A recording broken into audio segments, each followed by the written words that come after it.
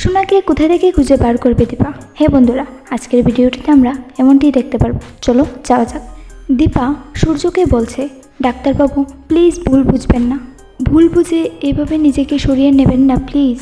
সূর্য দীপাকে বলছে, এর আগেও আমাদের মধ্যে অনেকবার ভুল বুঝাবুঝি হয়েছে দীপা। দুটো মেয়েকে নিয়ে বিভাজন হয়েছে, এটা কার দোষ, কে ঠিক কে ভুল আমি এসব কিছু জানি না, কিন্তু আমি এটুকু জানি জীবন আমাদের বারবার আলাদা করে দেবে।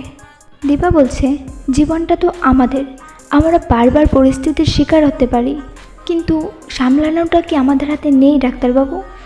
দীপা বাড়ির সবার সামনে বলছে, সোনা যে ট্যাক্সিটা দিয়ে গিয়েছে সেই ট্যাক্সির নাম্বারটা আমার মনে আছে, আমাকে কথা বলতে দাও।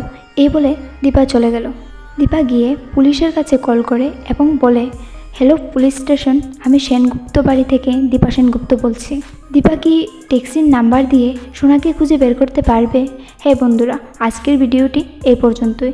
পরের পার্টটি খুব তাড়াতাড়ি দেখতে চাইলে অবশ্যই কমেন্ট করে যাবে।